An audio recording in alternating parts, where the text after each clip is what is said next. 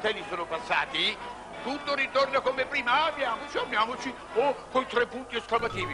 Milioni di spettatori conoscono i film di Zavattini, ma pochi immaginano com'è Zavattini uomo.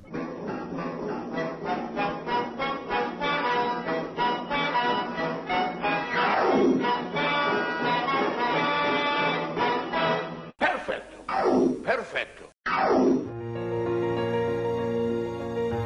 E a Cuba mi sono trovato di fronte niente di meno che alla rivoluzione. Un piccolo borghese come ero io, che era arrivato lì e vedeva la rivoluzione tutte le volte che apriva la finestra. È stata una emozione dalla quale veramente mi domandavo ogni tanto se ne ero all'altezza.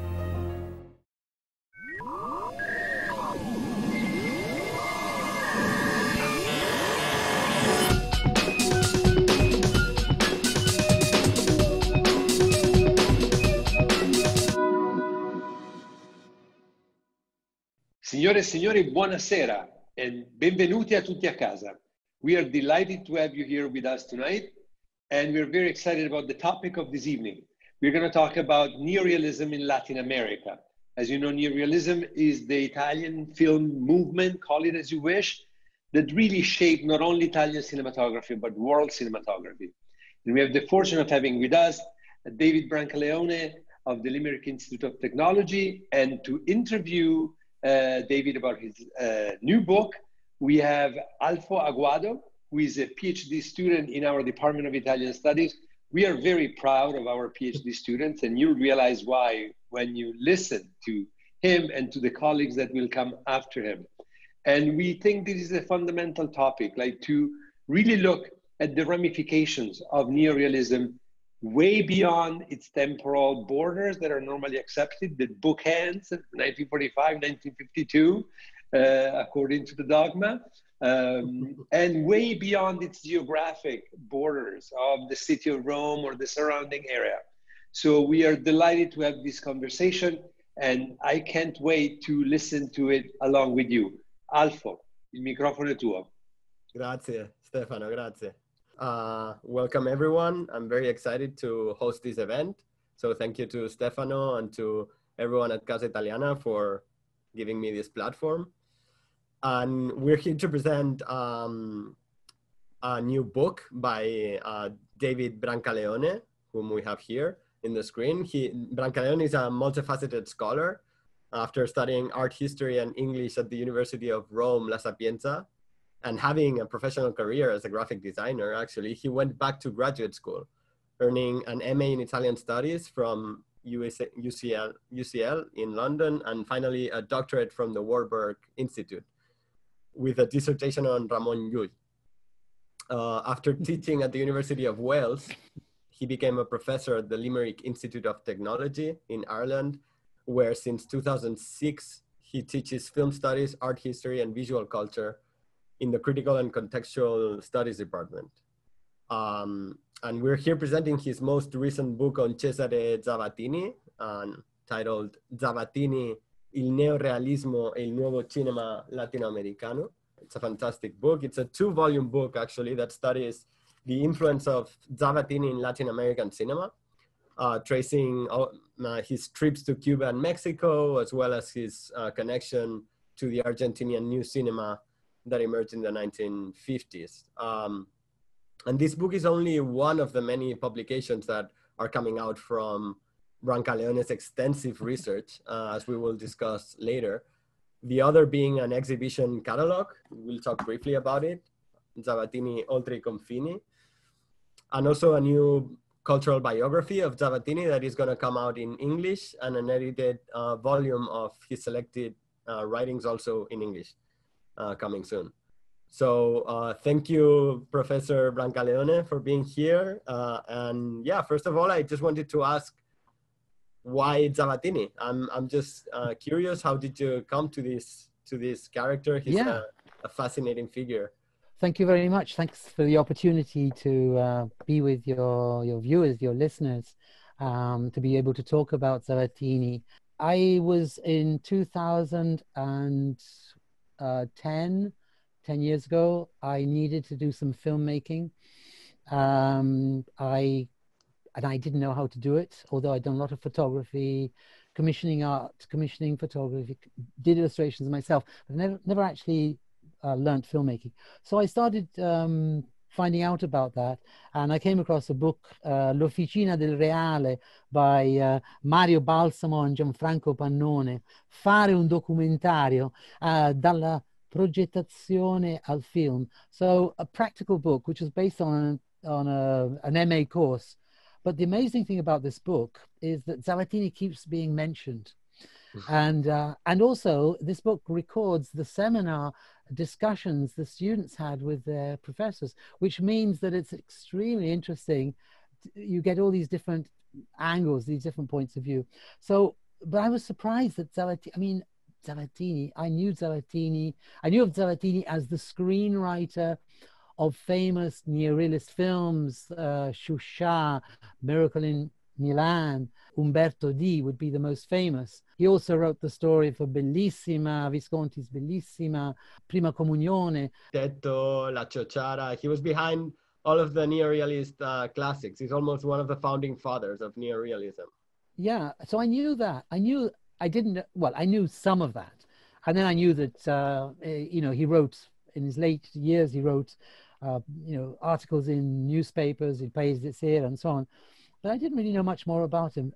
So I learned, what I found out was actually that young documentary filmmakers in Italy sort of held him in high esteem.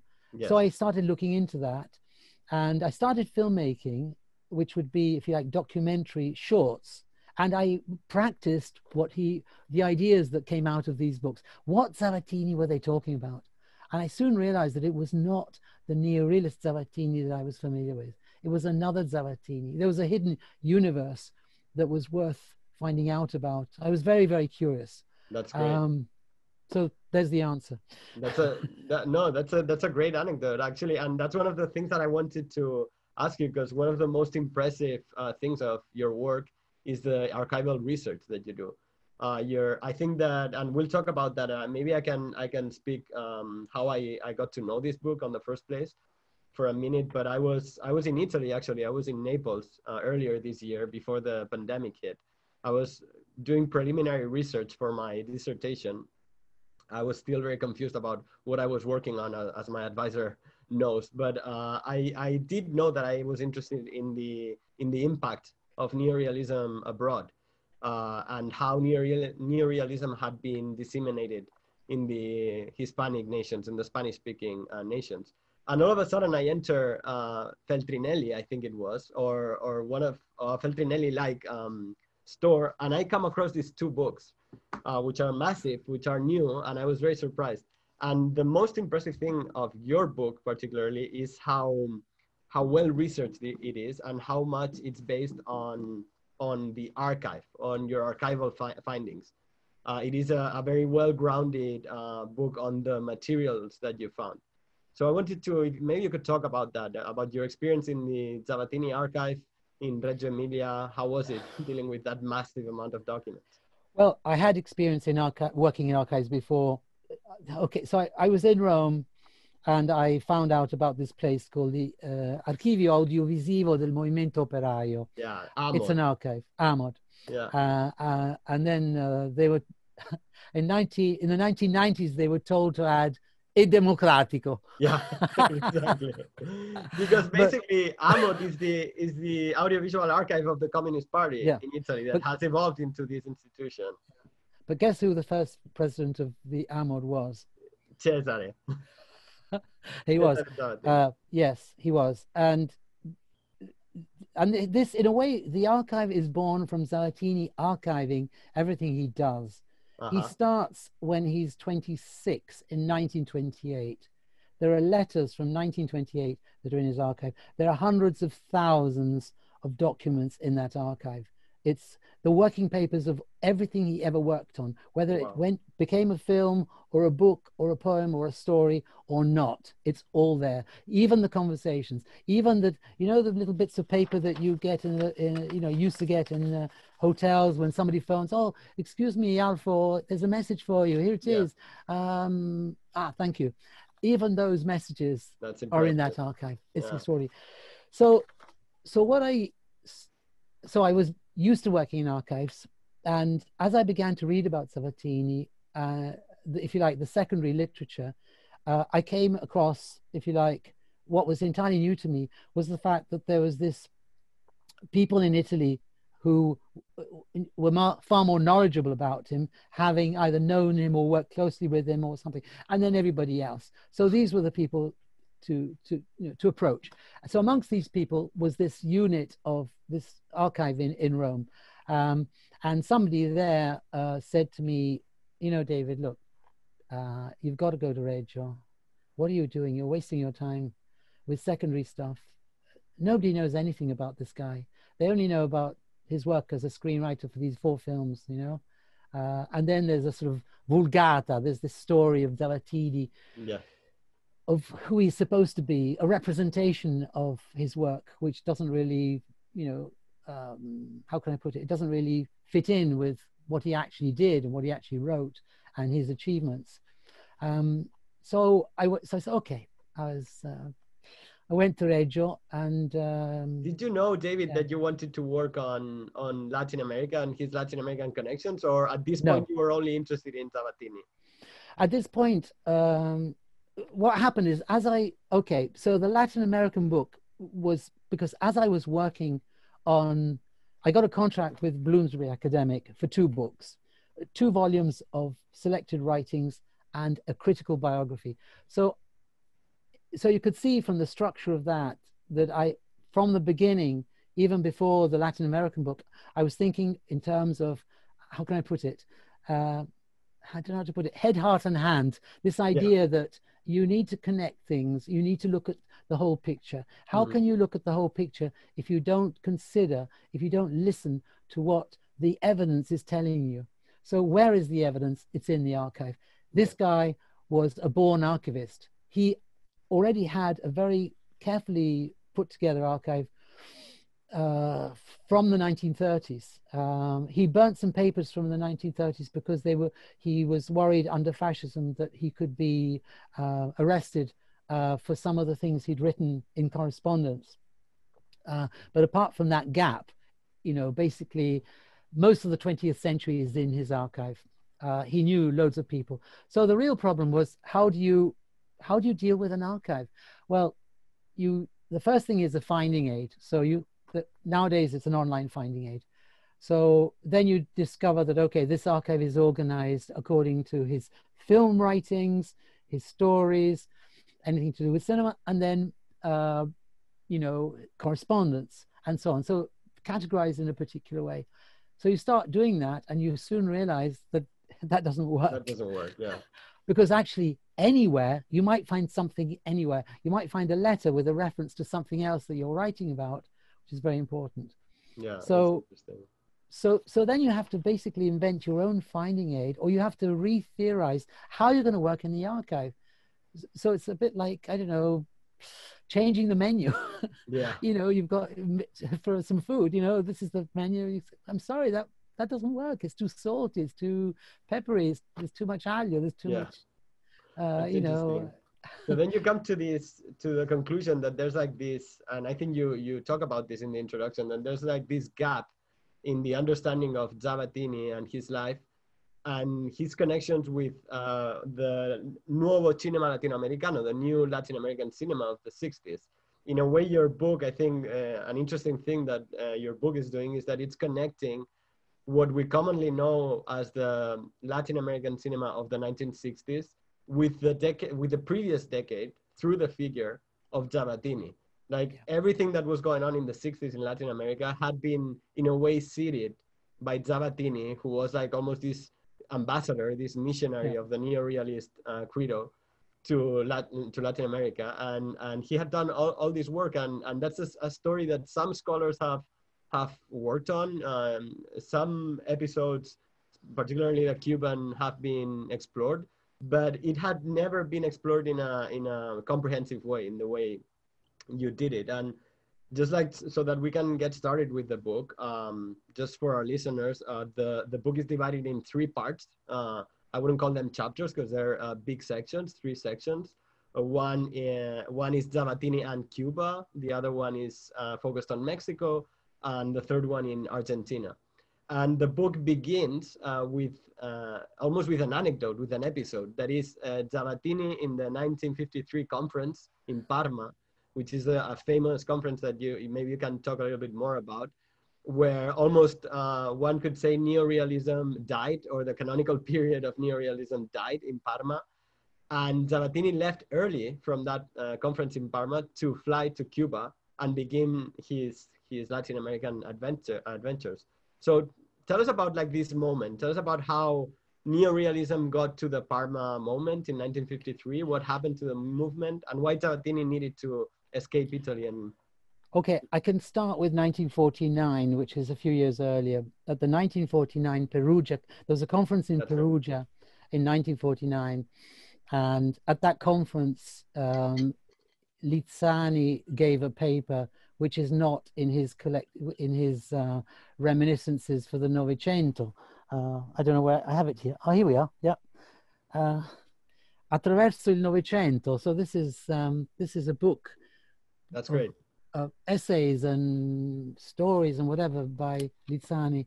You try and find his conference paper in here. It's not here. There's a reason why it's not here, because the conference paper is in the conference paper Collectanea, published by Umberto Barbaro in 1949, but he made sure it wouldn't appear in this. Why? Because what he says, what Carlo Lizzani says at the conference is, look, Neorealism, that's fine. This is 1949. Look, we've got to tell more stories.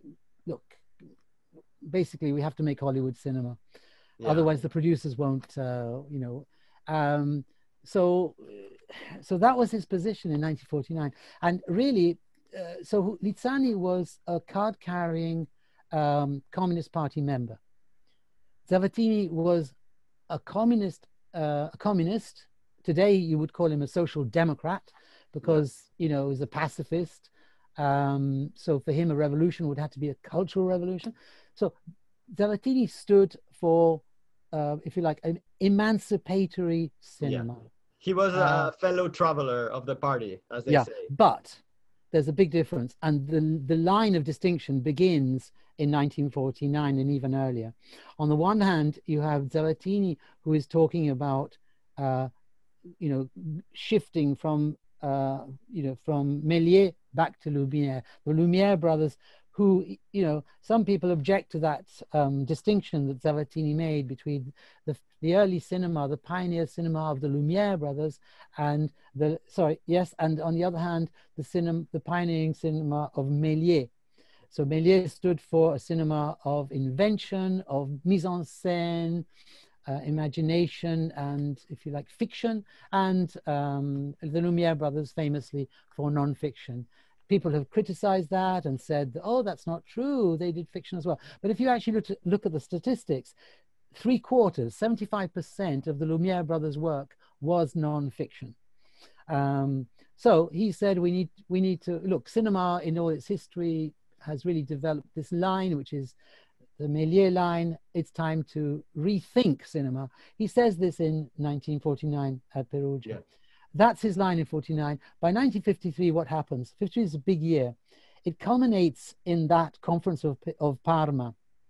But in that year, he does several things, all, if you like, gelling and forming a sort of a whole vision, if you like, bringing together theory and practice, filmmaking as an intellectual endeavor, an intellectual practice, and filmmaking as an intellectual also endeavor, theoretical theorizing. So theorizing while making, theorizing while writing, theorizing while imagining, theorizing while investigating.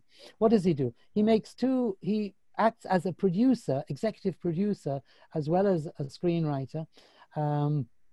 And he puts together a film. He brings together several people to make We Women in 1953, okay, which is a diary film. That was the intention. It was a diary film, and it's one line of investigation that he was trying to develop. The other line of investigation was a documentary film, which was Love in the City. So those two films came out before the Conference of Parma. Yeah. So by the time the Conference of Parma is on, he has been severely attacked in the communist press. And those attacks only get worse, and they conflagrate in Parma and get even worse after Parma. So there are these lines. Just so that our viewers know that, because Love in the City is an important film for our discussion. It's a film, it's an episodic film in which many filmmakers participated. I would say it's between documentary and fiction. It's all episodes are real situations, real anecdotes or events that happened in the city of Rome, but they are fictionalized or restaged by actors. And one of them, one of the most important episodes in that film was done by Zavattini himself, La Storia di Caterina. Am I right? That's right, yes. But the difference is that, okay, La Storia di Caterina was originally going to be the only film. It was going to be a film short. It was going to be what he called a film lampo, like a flash, like a flash of lightning, a lightning film. And the idea was to collapse the gap between an idea, an event, and filming the event. Could cinema catch up with itself? And the answer was no, it couldn't. So he wanted to push cinema as a, and we're not talking here about industry only, we're talking about filmmaking, okay? Yeah.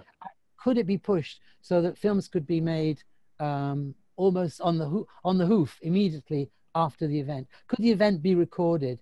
Could it become a film with frames and sound and everything it needs, but done more quickly? So La Storia di Caterina initially was a film lampo, theorized as a film lampo. He himself and a few other people went to the trial of this single mother who'd had this baby and then abandoned the baby. So there's a huge scandal in Italy about this. All over the world, the Catholic Church has, for decades until recently, locked women up as criminals for having babies if they're single. Yes. And so imagine in 1952, when this actually happened, what a scandal this was. He wasn't interested in it because it was a scandal. No. It was, if you like, symptomatic. Zavattini worked with symptoms, like a medical doctor who thinks in terms of symptoms. What is this symptomatic of? Yeah. Now, that is, if you like, something that was misunderstood or not understood by the communist filmmakers of the time, and very well understood by the Catholic film critics of the time, and something that both parties wanted to avoid. Because I guess that the film is kind of has a humanistic approach to Caterina, like an empathetic approach to her tragedy, but at the same time it does see it as a tragedy. It's not like an economic criticism of what drew Caterina to do that. It's more just like this human empathic view of the woman. That's true. Again, one has to always be very careful with Zavattini because there's always more to meet the eye. We have to remember, I have to constantly remind myself that we're talking about somebody who is a media mogul. I don't know if you've seen the Netflix, Mad Men, Madison Men. It's a TV series, very well done TV series. So he was a madman in that sense. In the sense of being a media mogul. This is somebody who waved his magic wand and turned a pulp fiction magazine, which would only sell maybe 1,000 copies, into an 80,000 copy production. So he, in the 1930s, between 1930 and 1940, he was an editorial director for two major Italian magazine publishers, Rizzoli first and then Mondadori.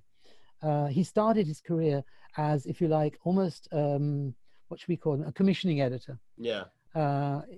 So you're talking about somebody who had managerial abilities, not just business savvy, but also, and not only about that, but also the vision of somebody who can think, can do project management, can think in terms of the layers of communication, of meaning, of what it is you want to say, and how to filter what you want to say depending on your audience, which is, you know, not bad for the 1930s. It's very good. But David, going back to your book, so let's situate ourselves. We're in 1953. Zavattini travels to Cuba, and he's going to develop like quite an intense relationship with Cuba and with Cuban intellectuals. I think he travels before the revolution, between 1953 and 1959. I think he travels like at least 3 times, maybe 4. Okay, so I suppose it's best to end Parma. So Parma ends. Zavattini arrives on the 5th of December in Cuba. He's that Neorealism is the conscience of cinema. That nobody wants. They don't want to do that. Go back. They want to make Neorealismo rosa. They want to do what they did before the war. They want to do something else. He tells them it's the conscience of cinema. Luigi Chiarini, who is one of the people running the conference, refers to him as l'imputato, the accused. Zavattini really galvanized that conference because he offered a different approach to cinema, which was based not on, if you like, he was accused of turning cinema into an anecdotal, descriptive, crepuscular. He was told that he was being crepuscular, that he wanted to tell insignificant stories. Yeah. And his response is what takes him outside Italy, where although, you know, film historians tell us that 53 is the final year. 1952, Umberto D, you know, the death throes of Neorealism. Actually, Umberto D was written in 1948. Mm-hmm. And Zavattini says that he wrote that Umberto D was actually closer to his pre-war thinking on cinema. Yeah. So he already thought about durational cinema. So he goes to Cuba, and he is met by young filmmakers, 2 of which had studied at the Centro Sperimentale in Rome. Which are Tomás Gutiérrez Alea and Julio García Espinosa. Yeah. 2 Cubans. Because it's important to say that the Centro Sperimentale in Rome was not only one of the most important film schools in Europe, but it also attracted people from all over the globe. Yeah. And a lot of Latin American intellectuals would go to Rome to study cinema, among others, Garcia Marquez, the Nobel Prize. Absolutely. So he goes to Cuba. The first thing that happens is he is told, he is asked this question: how did Parma go? What was the outcome of the Parma conference? Mm-hmm. He is absolutely astonished.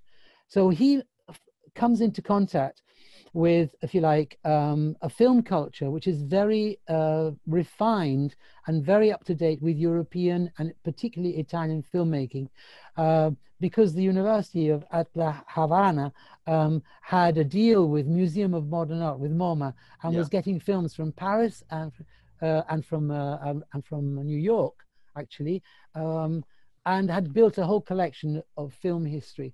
The students there, and even the young professors, like some of them were young professors like Alfredo Guevara and other people, and Jose Masip, who were young professors, were absolutely familiar with what was going on. They were familiar with they understood the questions that Zavattini was addressing. And if the Italians were, you know, accusing him of being anecdotal or picking on small, insignificant things and insisting on making a cinema of insignificance, the Cubans immediately understood what was on offer.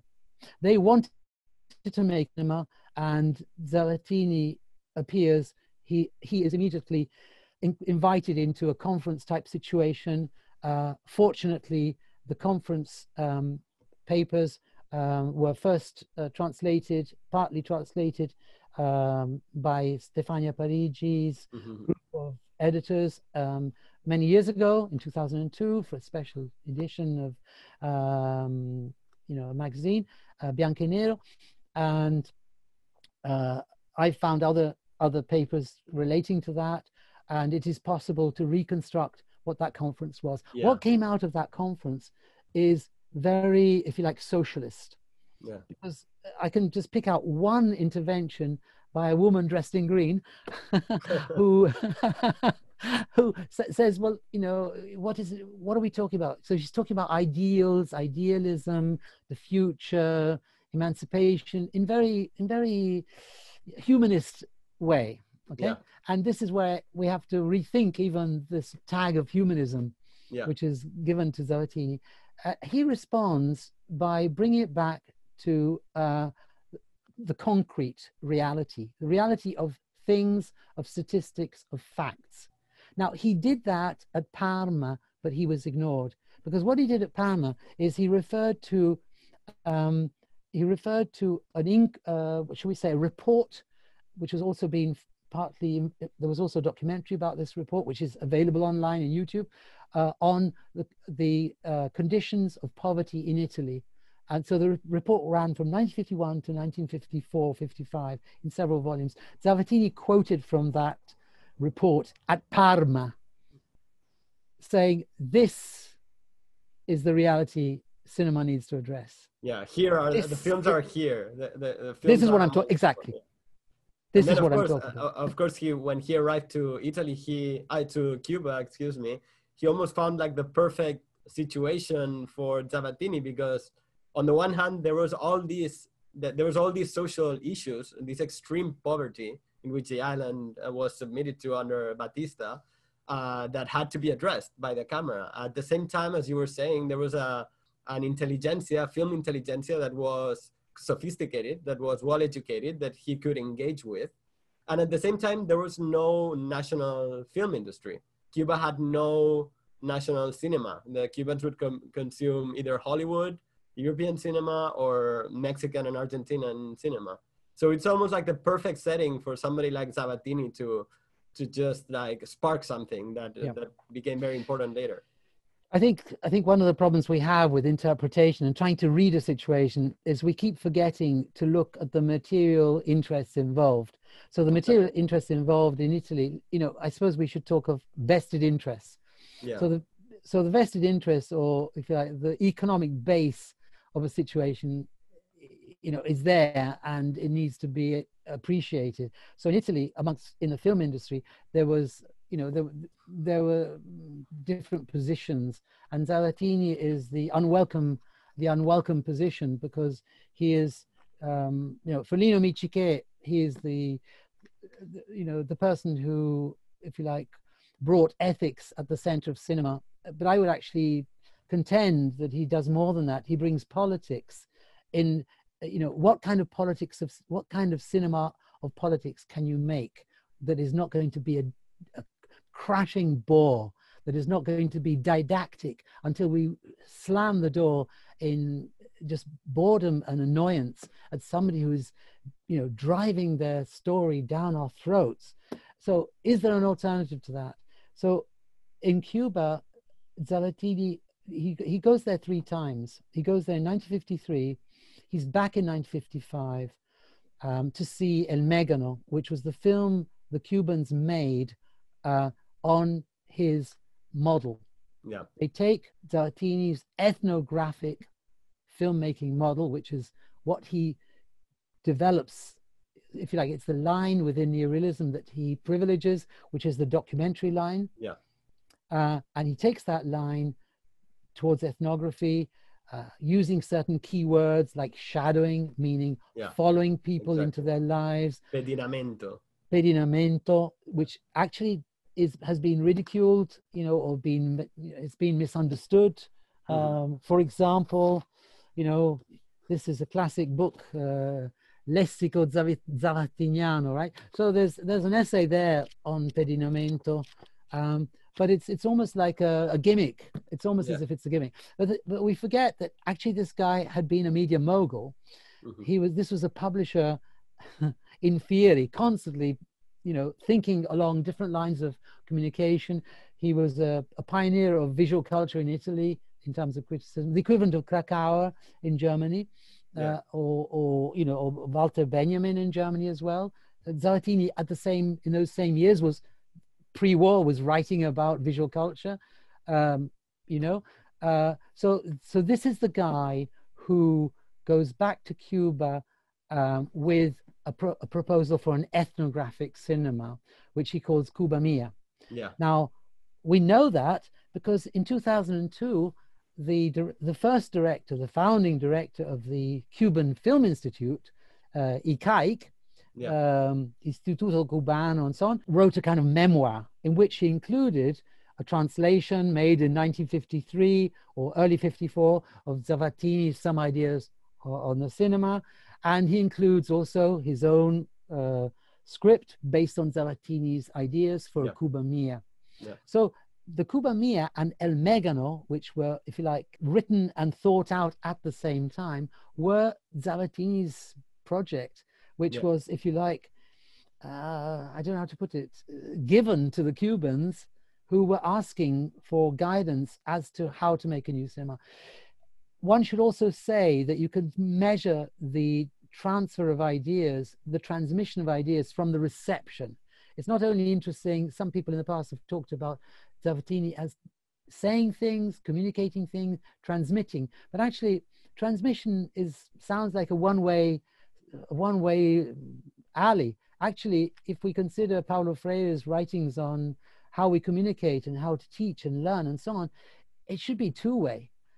So with Zavattini, it's actually two-way. So if we look at the transmission of learning, we should also, or knowledge, and bodies of knowledge is what we're talking about, we also need to consider how they were received. Now in Cuba, what happens in 54 is there's a series of conferences, papers given by the young filmmakers in the Nuevo Tiempo film club. One of them was specifically about neorealism as a model of film practice to be adopted by the new Cuban cinema. So when you read that, you basically can see how very pragmatically the Cubans understood what was on offer. They understood that here was a model of practice that could be taken and was freely given by Zavattini, could be applied to Cuba. Now the problem was, of course, there was a dictatorship, and there were big difficulties. Fast forward to 1959. Zavattini is the very first person that Alfredo Guevara contacts on the 1st of January 1959, even before that. And he says, look, can you help us? We've won the revolution. We've won the revolution. I wanted to go there. I wanted to go there before moving away from Cuba. I worry about time. Time. But I think that's such an interesting moment. Zavattini, I think, as I said, like your book is divided in 2 volumes. I don't know if I said this, but the first volume is like your work properly, your thesis book. And the second volume is the amount of primary sources that you consulted, that you were kind enough to compile in a book that is now accessible for us.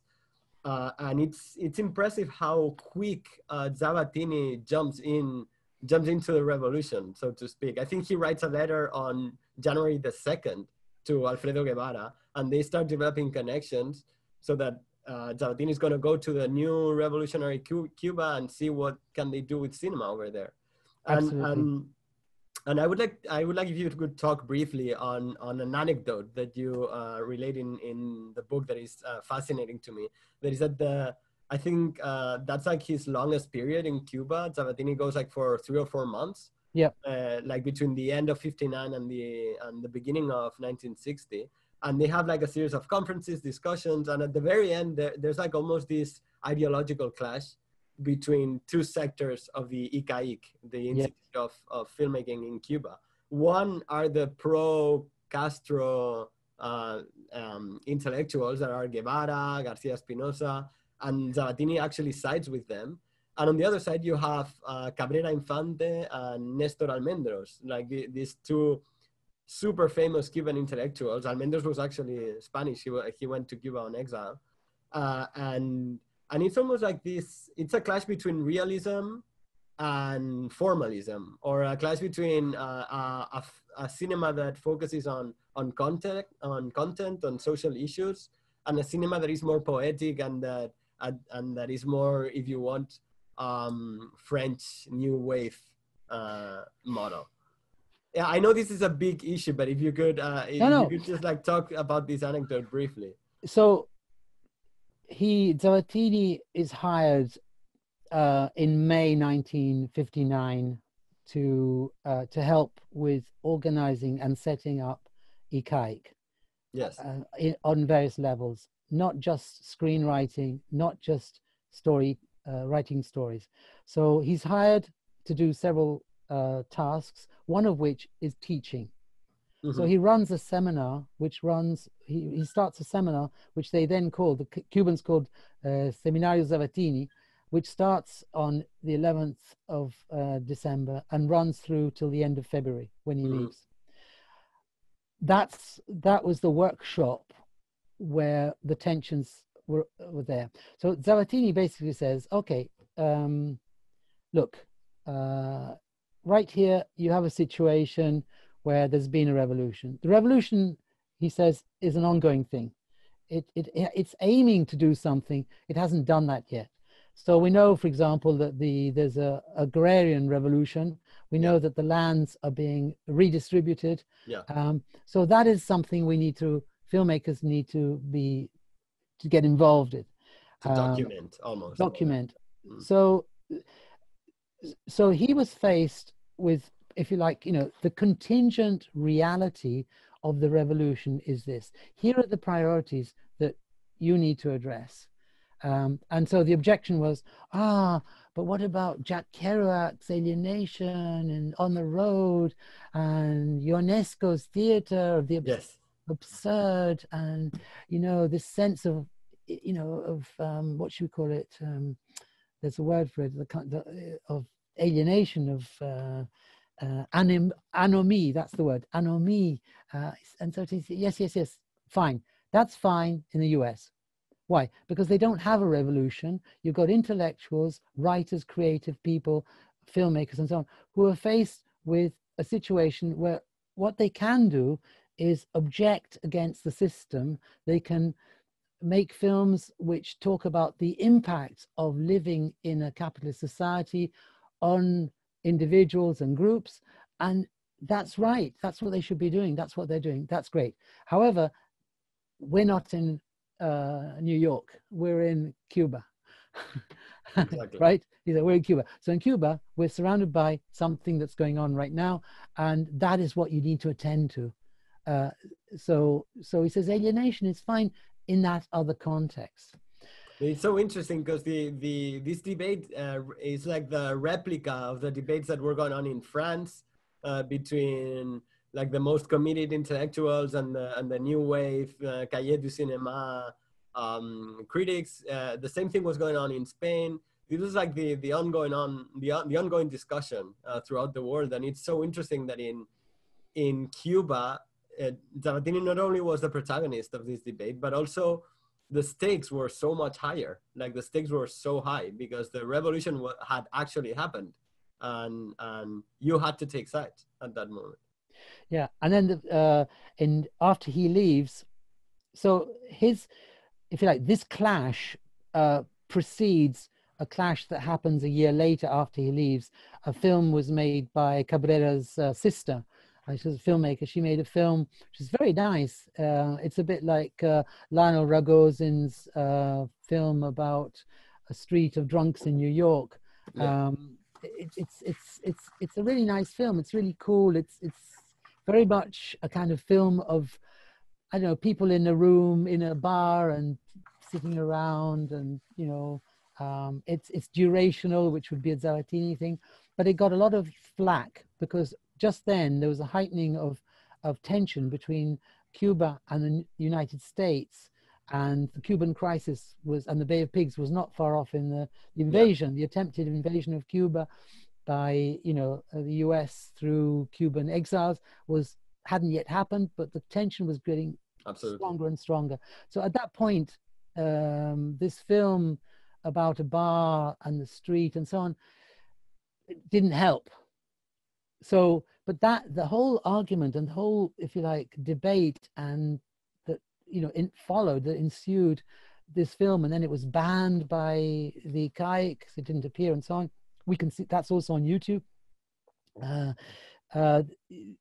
That film sparked off a debate that had already happened. And even recently, a scholar has written about that episode, but obviously is not familiar with the fact that that whole debate, the whole, if you like, critique that was there had already been addressed by Zavattini in his seminar in the previous year. That's interesting.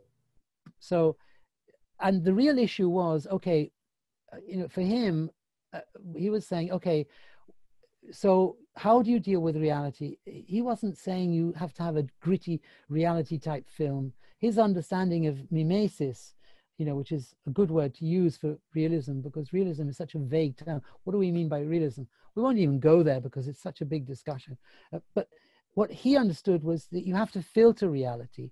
So you need a poetic element. And when he was in Cuba, he wrote a story, a scenario called Color contra Color, color against color.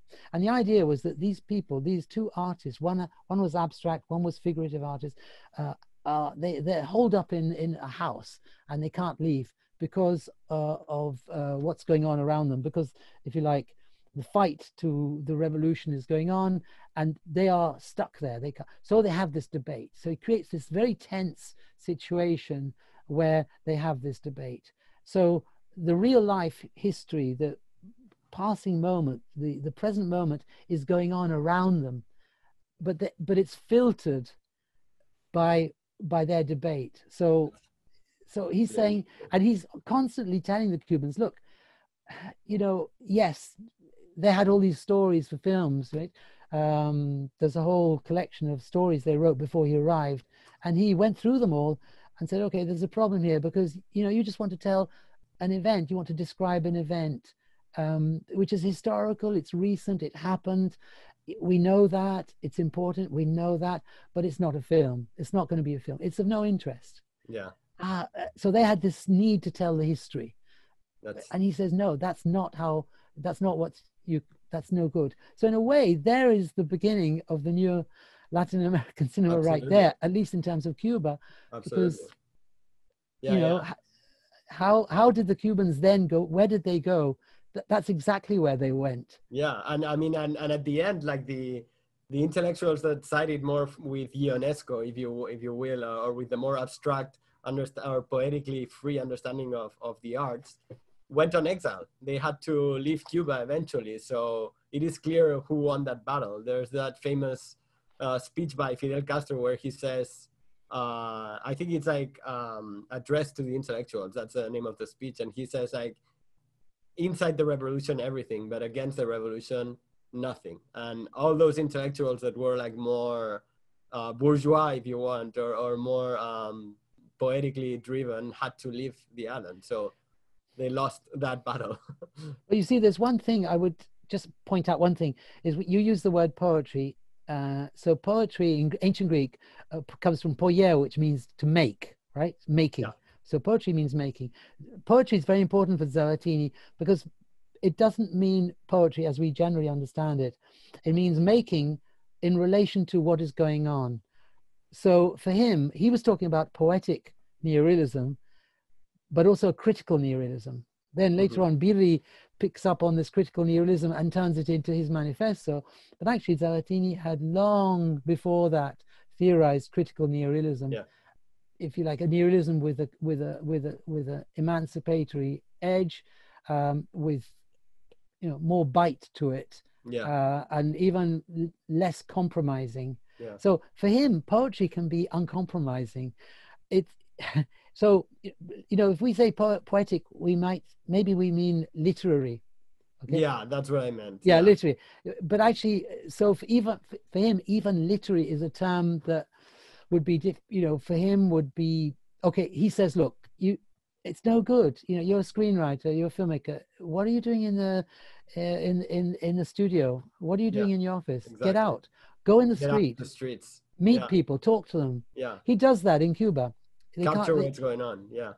He says, oh, we want to write a story about this guy who was killed. So Zavattini goes to the place where this guy was killed.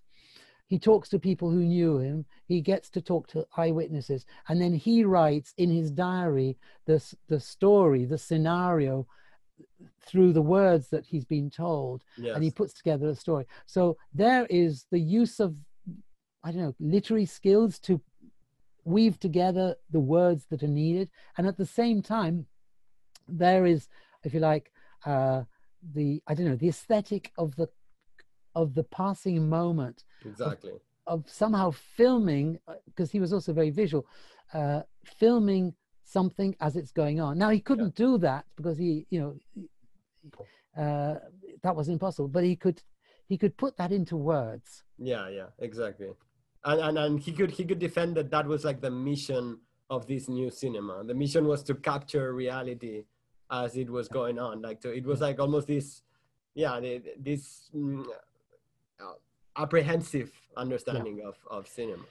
At the same time, for about, I don't know how many years, 40 years, 50 years, at least half a century, maybe more, there's this big misunderstanding which led to, one of the founding fathers of post-war theory, André Bazin, being, if you like,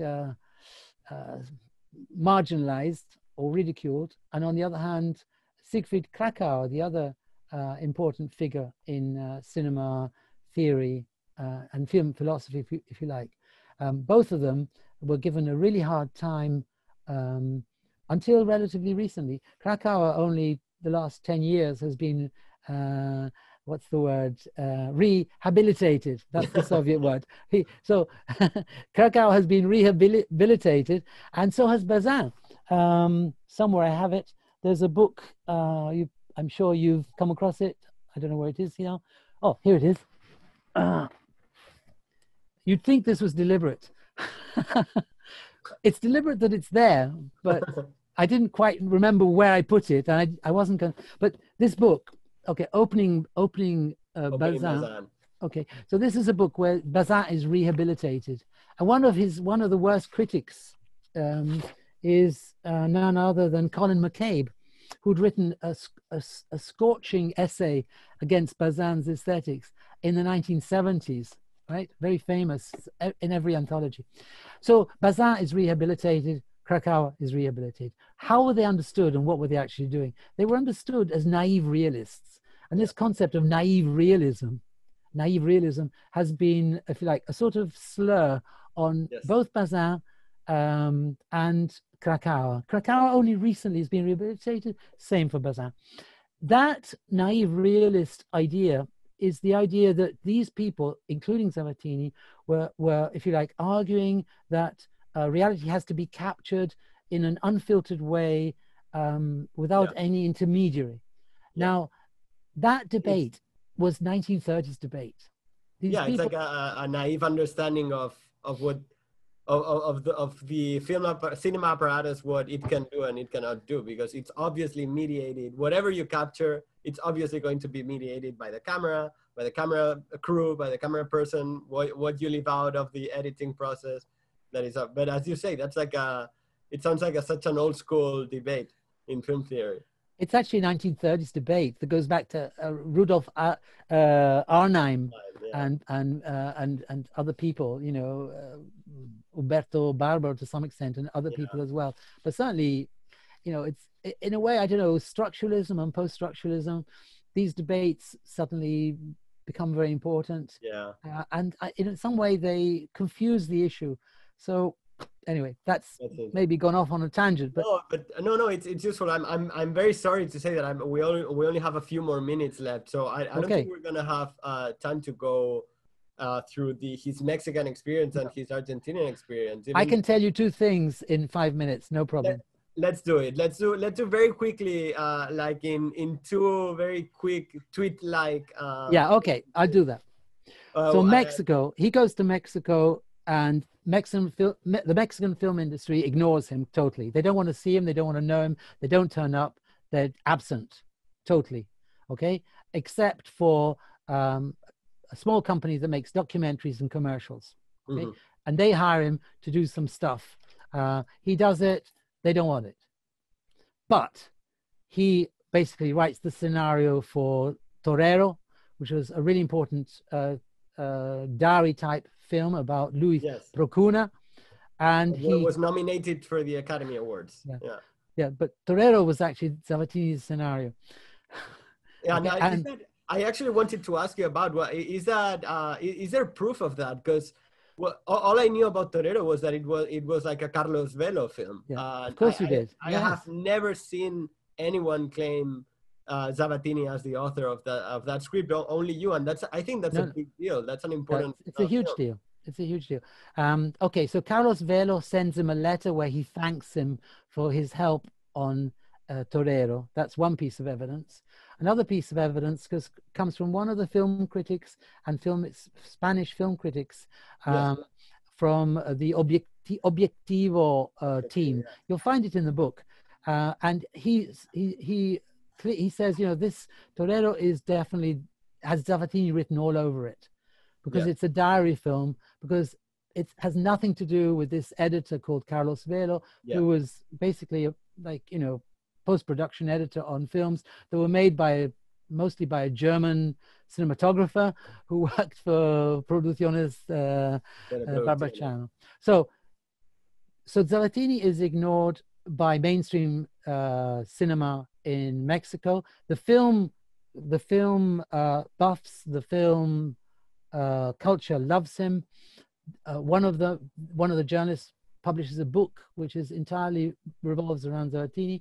The writers that Zavattini works with, the team of writers that Zavattini works with in Mexico, Carlos Fuentes, Elena Poniatowska, and other people, develop Zavattini's line of, it's called testimonial narrative. Yeah. The testimonial, that testimonio, it's called in Spanish, it's called testimonio, is there in Zavattini from the 1940s and earlier. Yeah. It's basically taking the things that are said and written and so on, and taking the witness and making the witness speak. Yeah, it's almost like an oral, like a predating of oral history writing.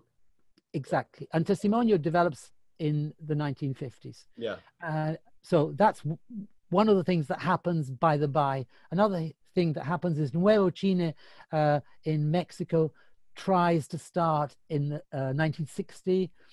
The first film they make, the first and only film they make, is a diary film. Zavattini, if you like, is again written all over it. Yeah. The people involved were some of the people who were in the film clubs that Zavattini encouraged to set up a national film club, Mexican film club. So Mexico is that story.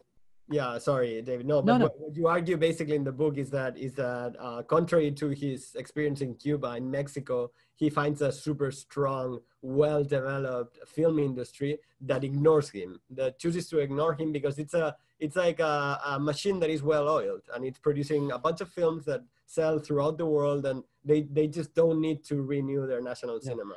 Not even Barbachano, not even the people who had hired him and paid him a lot of money to write screenplays, stories, wanted to actually use that material because it was all, if you like, it was too political. Exactly. Yeah.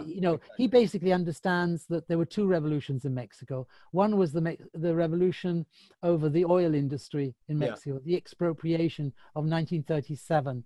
So he picks on that as the basis for a film. So of course, Mexico only had a single political party from 1922 or whatever it was till 2000. Yeah, it's almost until very recently the PRI has been like the Revolutionary Institutional Party. That's the oxymoron is even in their acronym. So who was deciding what films could be made in Mexico? Yeah, exactly. So if you just very quickly, let's move on to Birri, and if you could say like in a couple of sentences, Argentina is like a completely different case study, because completely Zavattini I different. think only went once to Argentina. Later on, He goes to, yeah, that's correct. He goes to Argentina in 1960, 61. Before that, if you like, his connection with Argentina is through Fernando Birri. Yeah. Fernando Birri is credited as being rightly credited as the father of new Latin American cinema, but actually there's a grandfather of new Latin American cinema, and that is Zavattini. Why? Because Birri had, if you like, had worked on a film with Zavattini and Vittorio De Sica, The Roof, Il Tetto.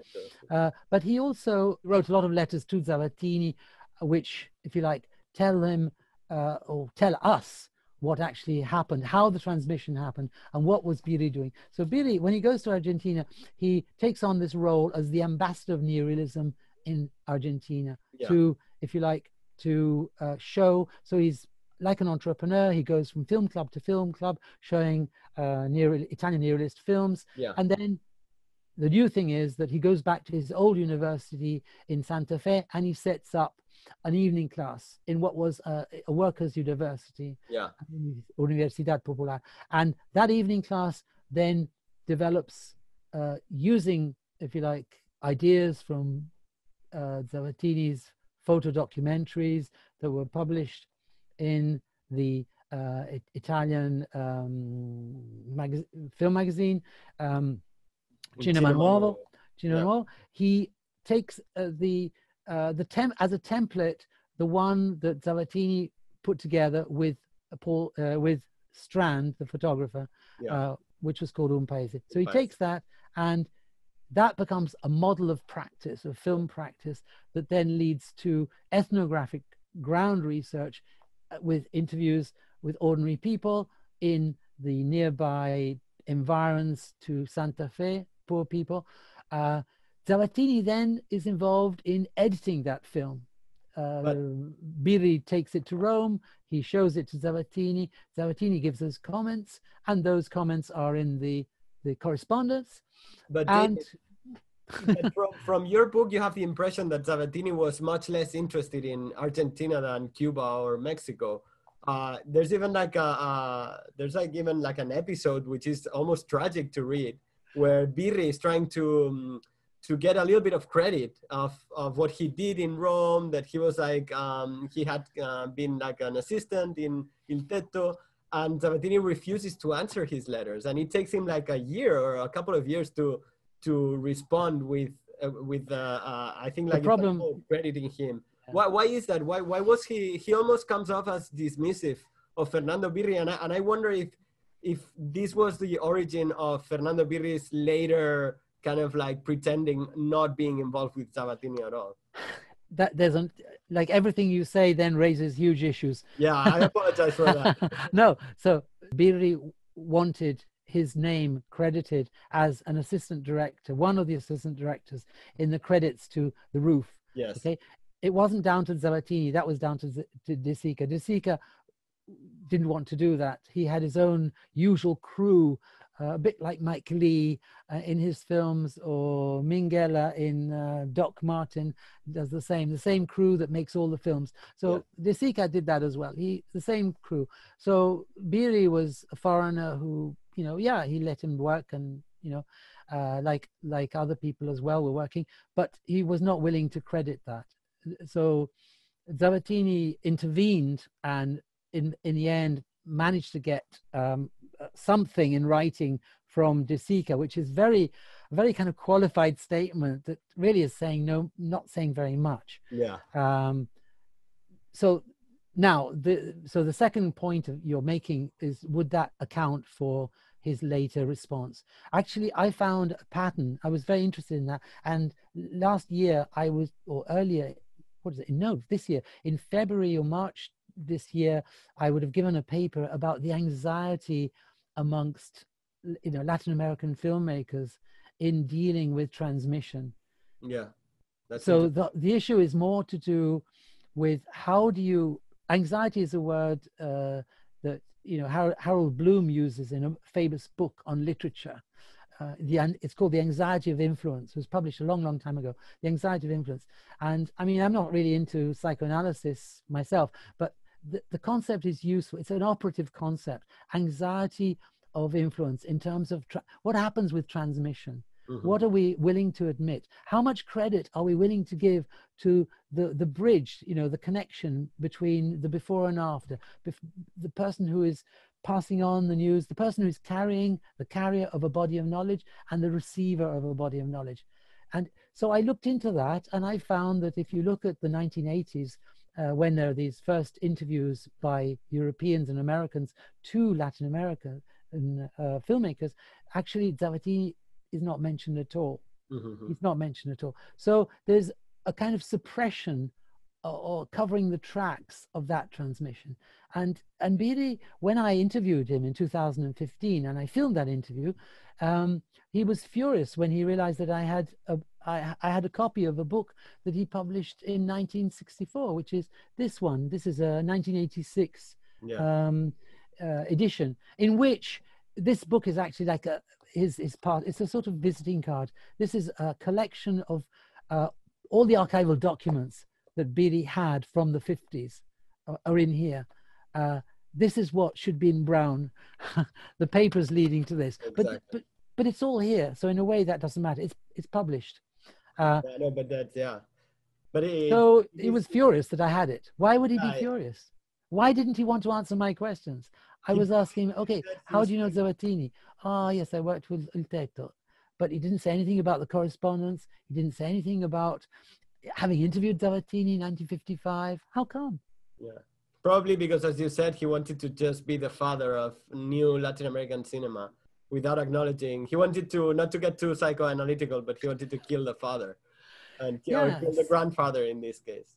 But I am on that note. I think we have to start reaching an end. But I think it's good because your book, in a way, is uncovering those tracks and is kind of like retracing the Italian influences throughout the continent. And I think it's an important book, a book that sheds new light on this topic. It's pretty consistent. It gives like a panoramic view.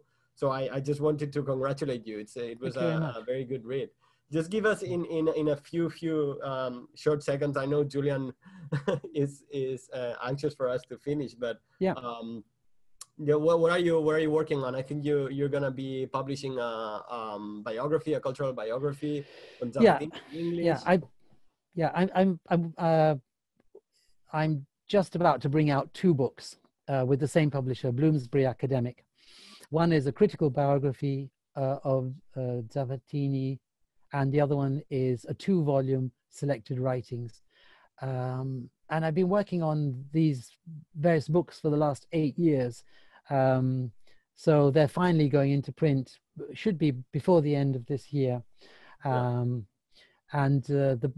the biography also deals with Spain, which is, if you like, another story there. I actually didn't look into I couldn't possibly look into all his travels, but you know, I have those 3 countries that we talked about, plus Spain, which is also a similar kind of story goes on there. And again, it's the same structure. So there's if you like, critique, interpretation, and then there's archival work to support that. Primary source research, and then supported also by secondary source. That's great. That's great to know. So Professor Brancaleone, thank you so much for being here with us. This was exciting. It was very interesting. And for the audience out there, thank you very much for being there, for listening. We have another Tutti a Casa next week, every Thursday at 5 p.m. So yeah, thank you very much for being there. And that'll be all. Thank you, Professor.